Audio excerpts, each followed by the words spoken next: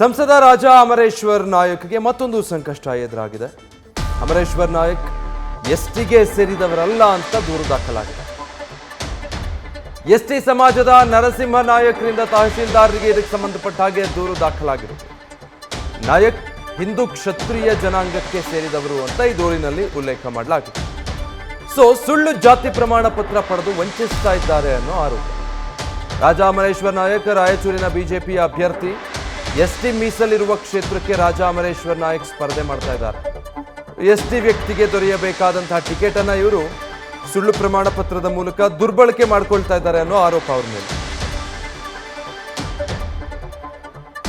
ಅಂಬರೀಷ್ ನಾಯಕ್ ಅವರ ವಿರುದ್ಧ ದೂರು ಕೊಡಬೇಕಾದ್ರೆ ನಮಗೆ ಕೆಲವೊಂದು ದಾಖಲಾತಿಗಳು ಸಿಗ್ತವೆ. ಆಮೇಲೆ ಮಾನ್ಯ ಶ್ರೀ ರಾಯಪ್ಪ ನಾಯಕರು, ರಾಜಾ ರಾಯಪ್ಪ ನಾಯಕರು ಒಂದು ಸಿವಿಲ್ ದಾವೆ 1911ರಲ್ಲಿ ಒಂದು ದಾವೆ ಬಿಡ್ತಾರೆ ರಾಯಚೂರು ಜಿಲ್ಲಾ ನ್ಯಾಯಾಲಯದಲ್ಲಿ. ನಾವು ಎಸ್ಟಿ ಜನಾಂಗಕ್ಕೆ ಸಂಬಂಧಪಟ್ಟಿರ್ತಕ್ಕಂಥ ವ್ಯಕ್ತಿಗಳು ನಮಗೆ ಎಸ್ಟಿ ಅಂತ ಪುರಸ್ಕಾರ ಮಾಡಿರಿ, ದಾಖಲಾತಿಗಳು ತಿದ್ದಕ್ಕೆ ಒಂದು ಅನುವು ಮಾಡಿಕೊಡ್ರಿ ಅಂತೇಳಿ ಇದರಲ್ಲಿ ದಾವೆ ಬಿಡ್ತಾರೆ. ಇದರಲ್ಲಿ ಡಿಕ್ಲರೇಷನ್ ಇದು ಮಾಡ್ತಾರೆ ರಾಯಚೂರು ಕೋರ್ಟ್ನಲ್ಲಿ. ಮಾಡಿದಾಗ ಆ 2015 ನಡೀತದೆ. 2015ಕ್ಕೆ ಅವ್ರ ಅರ್ಜಿನ ಪುರಸ್ಕಾರ ಮಾಡೋದ್ರಲ್ಲಿ ತಿರಸ್ಕಾರ ಮಾಡ್ತದೆ ಕೋರ್ಟು.